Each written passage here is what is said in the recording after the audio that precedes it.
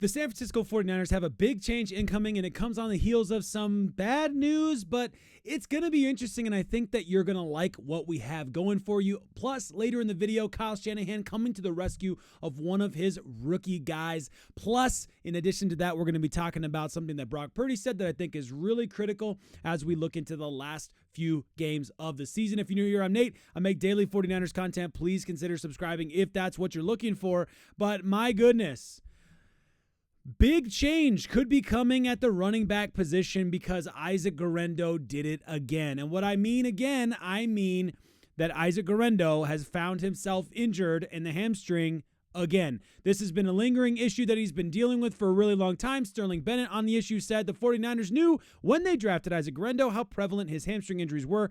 They had cost him most of his collegiate life, re-injured them in training camp, and then now again. He's supposed to be part of the rotation. Now the lead back, hoping he can play again in 2024. We'll have to wait and see how that plays out for him. But yes, here you go. Isaac Guerendo, this lingering, recurring issue that he's been dealing with since college that is partially responsible for him never really being a starting back. And you know what? It's a bummer. It's a real bummer. And the 49ers knew what they were getting when they signed him. I agree with Sterling Bennett 100% here. But obviously, you never know when these things are going to occur. You kind of hope when they pass the physical that everything's good to go. But this is where we're at right now.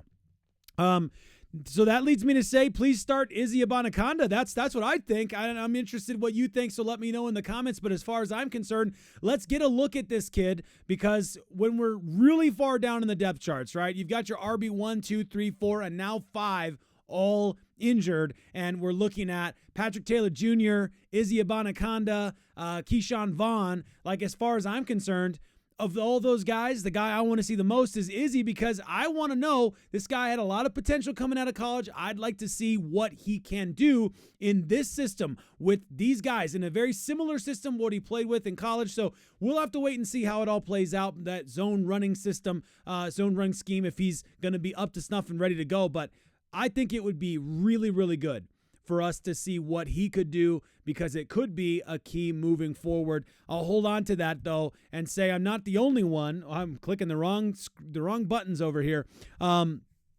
This from 49ers Sports Talk. If I'm 49ers head coach Kyle Shanahan this week versus the Dolphins, I'm trotting out my offensive weapons like this. Wide receiver 1, Juwan Jennings. Wide receiver 2, Ricky Pearsall. Wide receiver 3, Jacob Cowing. RB1, Deebo Samuel. We'll talk about that in a second. RB2, Izzy Abanikanda. Love that take. And tight end, George Kittle.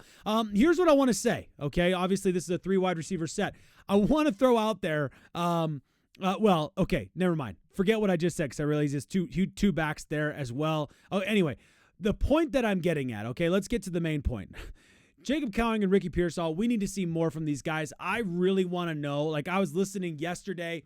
Actually, it was this morning, but I was listening to yesterday's radio show on 95.7 The Game in the afternoon. They have Greg Cosell on. Greg Cosell says, there aren't really any fast guys here. And I'm thinking to myself, we've got a couple on this roster, and I'd like to see them do it. So I would love to see Jacob Cowing out there.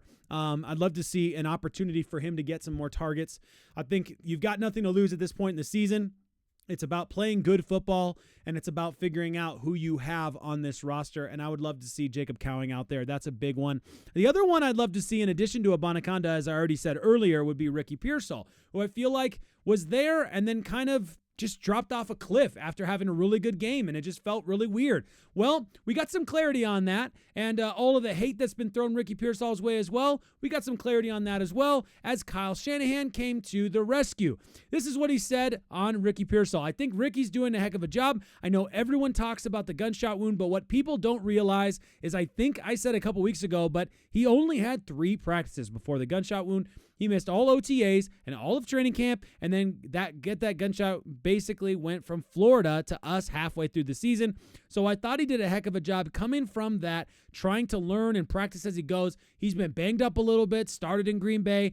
I think he's fought through that here the last couple of weeks. I thought he did some real good stuff on tape last week. He had a couple of big catches. I think he's going the right direction, and I hope it keeps improving here these next 3 games. Listen, he did it for Deebo Samuel, right? He had a little complaint, and then he got a bunch of targets. Maybe you use that same energy to give this guy some opportunity. I think you know what you have in Deebo Samuel. We all know what you have in Deebo Samuel. And at its best, it's fantastic. At its worst, it's a disappointment. And I think that it would be great to see more of Ricky Pearsall, give Brock Purdy more time to get comfortable with Ricky Pearsall and see what we have. He is your first-round draft pick for the first time in several years. After all, why not give him a shot? That's what I think. I don't know. Let me know in the comments what you think, but I had this really interesting take here from Kyle Madsen. One key adjustment they need to make while turning their sights toward 2025 and beyond is getting first-round wide receiver Ricky Pearsall more involved in the offense. We agree, Kyle. We're on the same page. Sterling Bennett on the issue. The Pearsall bust conversation is absurd. Would we all like to see more of Ricky? Of course, but he's still trying to figure out the offense, gain chemistry, all while working back from being shot. Just call this year a wash for him. 2025 is a pseudo-rookie season. Only caveat I would say to that would just be I don't want to call it a wash yet. I do think overall in general, you're absolutely right, Sterling. It is a wash, but what I would love to see, my genuine hope would be that we could see a little bit more from him before the end of the season so we can feel a little more confident about what we have in him going forward. That's my take. I'm not sure that you would actually disagree with that, but, it sounds like a disagreement. By the way, on the last slide, forgot to talk about this. Deebo Samuel, just the take, generally speaking, on Deebo Samuel being RB1. I actually like this weirdly. I'm not sure if this is what he was talking about when he wrote this tweet, but I like the idea of this in saying, you know what? You want your touches? Here you go. Go run the rock old school style. I'm going to give you the ball. You hit the A gap. You hit the B gap. You run this ball, and let's see what you got, sir. Let's go see what you got. And we already know what you can do when you're healthy, all that good stuff as a wide receiver. So let's just see what you got. And I think that would be really good for him. Let's move on, though, however, to one more section as Kyle Madsen continues in his article that I read that I thought was fantastic. One way to ensure that he's improving is trying to get him the ball more often. In that Week 10 game where he had 6 targets, Pearsall hauled in 4 of them for 73 yards and a touchdown. His absence from the offense may just be a result of the injury issues that Shanahan mentioned, but that's something they need to resolve before the season ends. Pearsall is a key piece to their receiving core in the future, and ironing out more accurate trajectory for his immediate future will play a significant role in how the 49ers should operate in the offseason. Let me know what you guys think about that in the comments section, of course. But as far as I'm concerned, I think we're all in agreement here. We'd all like to see more of Ricky Pearsall. I think we'd all like to know what we have in that first-round draft pick because it was such a monumental first-round draft pick for the first time in so long. And it came on the heel of lots of weird conversation around Aiyuk and Deebo and trades and all that stuff. And then the 49ers go out there, and then we thought hopefully they're going to try and move up to try and pick an offensive tackle or something. Then they go and sign a wide receiver. It just felt a little, whoa, okay.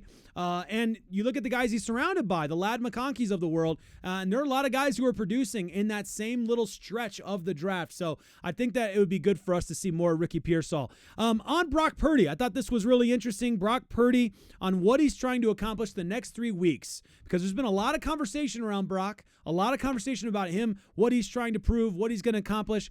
I need to get better and back to playing with a chip on my shoulder like it was the first 2 years. Every game, every down, trying to prove myself that I'm the guy for this team, and I'm capable of doing it.